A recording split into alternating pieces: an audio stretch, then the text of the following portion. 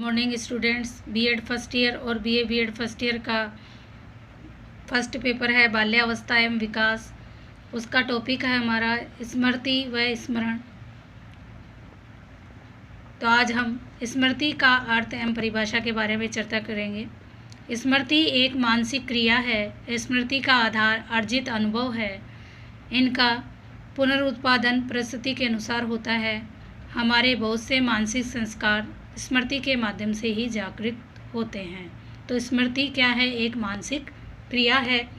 स्मृति के आधार पर अर्जित अनुभव है। इनका हम पुनरुत्पादन परिस्थिति के अनुसार करते हैं। स्टर्न एवं ओगडन के अनुसार स्मृति एक जटिल शारीरिक और मानसिक प्रक्रिया है जिसे हम थोड़े से शब्दों में इस प्रकार स्पष्ट कर सकते हैं। जब हम किसी वस्तु को छूते हैं, देखते हैं, सुनते हैं या सूंघते हैं, तब हमारे ज्ञान वाहक तंतु उस अनुभव को हमारे मस्तिष्क के ज्ञान केंद्र में पहुंचा देते हैं। यानी जो है स्मृति है वो एक जटिल शारीरिक और मानसिक प्रक्रिया है। जब हम किसी वस्तु को छूते, देखते, सुनते या सूंघते हैं तो हमारे ज्ञान वाहक तंतु हैं उस अनुभव को हमारे मस्तिष्क के ज्ञान केंद्र तक पहुंचा देते हैं। ज्ञान केंद्र में उस अनुभव की प्रतिमा बन जाती है जिसे छाप कहते हैं।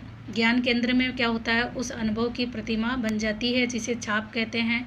ये छाप वास्तव में उस अनुभव का स्मृति चिन्ह होती है जिसके कारण मानसिक संरचना के रूप में परिवर्तन हो जाता है। ये अनुभव कुछ समय तक हमारे चेतन मन में रहने के बाद अचेतन मन में चले जाते हैं और हम उनको भूल जाते हैं।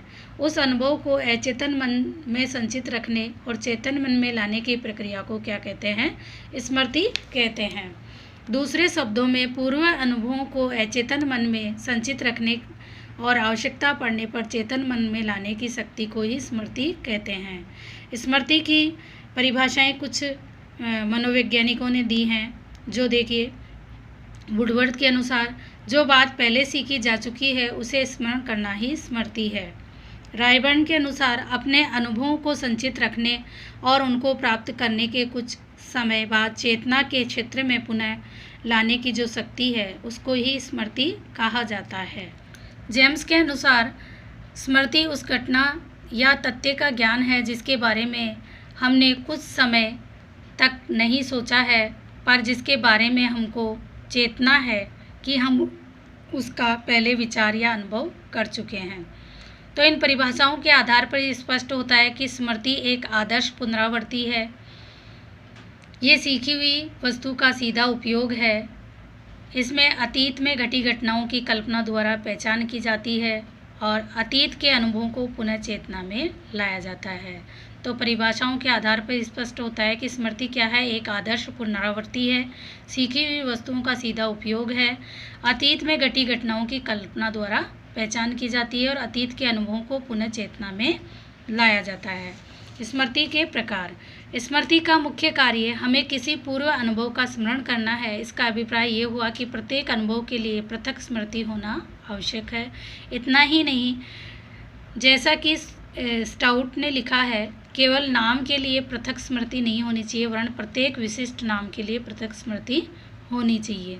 स्टाउट के इस कथन का अभिप्राय यह है कि स्मृतियाँ अनेक प्रकार की होती है जो किसी मामले के लिए अच्छी हो, किसी के लिए खराब भी हो सकती है। उदाहरण के लिए किसी व्यक्ति की स्मृति स्थानों के बारे में अच्छी पर नामों के बारे में खराब हो सकती है। इस प्रकार दूसरे व्यक्तियों की स्मृति गणित, विज्ञान, साहित्य आदि के लिए अच्छी या खराब हो सकती है। हम इस जटिल समस्या में न पड़कर मुख्य प्रकार से जो स्मृति है उसका परिचय दे रहे हैं। व्यक्तिगत स्मृति। इस स्मृति में हमें अपने अतीत के व्यक्तिगत अनुभवों का स्मरण रखते हैं। हमें ये सदैव स्मरण रहता है कि संकट के समय हमारी सहायता किसने की थी। व्यक्तिगत स्मृति। इस स्मृति में हमें अपने अतीत के व्यक्तिगत अनुभवों का स्मरण होता है और सदैव ये याद रहता है कि संकट के समय में हमारी सहायता किसने की। अभिव्यक्तिगत स्मृति। इस स्मृति में बिना व्यक्तिगत अनुभव किए बिना बहुत सी पिछली बातों को याद रखते हैं। हम इन अनुभवों को साधारणतः पुस्तकों से प्राप्त करते हैं, अतः अनुभव सब व्यक्तियों में समान होते हैं। स्थायी स्मृति। इस स्मृति में हम याद की हुई बातों को कभी नहीं भूलते। ये स्मृति बालकों की अपेक्षा वयस्कों में अधिक होती है। तत्कालीन स्मृति, इस स्मृति में हम याद की हुई बात को तत्काल सुना देते हैं, पर हमको साधारणतः कुछ समय बाद भूल जाते हैं।